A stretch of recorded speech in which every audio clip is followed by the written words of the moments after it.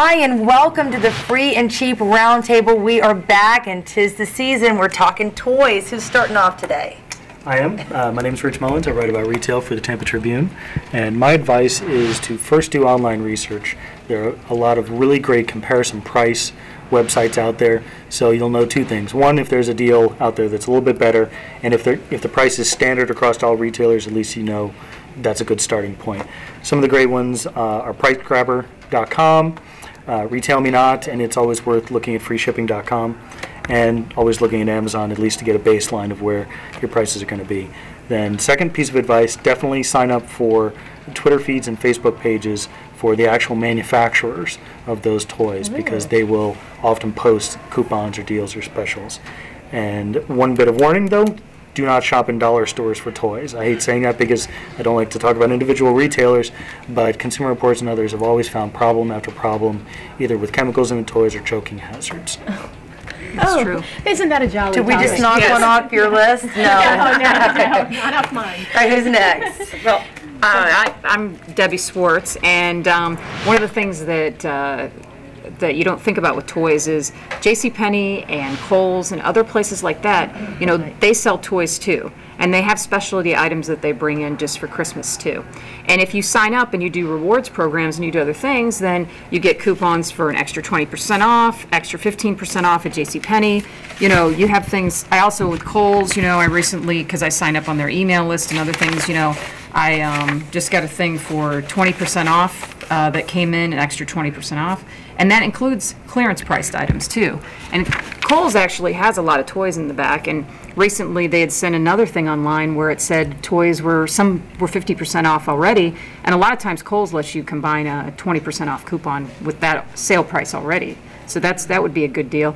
And another place, don't forget Michael's and Joann Fabrics. Right. They have a lot of, like, if you want to do crafts and those little kind of more constructive learning type games, those are the places that have that too, and they always have coupons. In fact, I got an email from Michael's because I'm on their site too, and they sent a thing for 50% off and buy one get one free, some different items. So, you know, those are places to think about too. Nice, nice.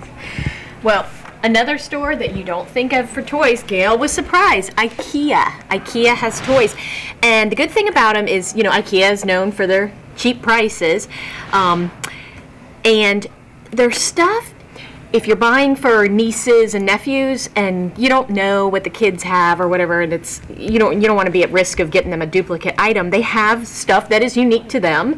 And I know my nieces who live in Kentucky, there's no IKEA within a million miles of them. So I know anything I buy from them, they're not going to already have.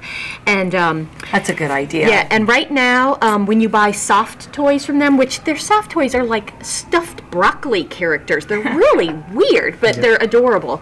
When you buy them, they'll donate $1 to UNICEF and save the children. And one of their stuffed toys things was so cute. My kids, when they were little, they loved playing with their little toy kitchen.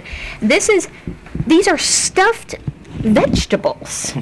I mean, it's like a cabbage and a tomato, and I mean, their kitchen play stuff is exceptional.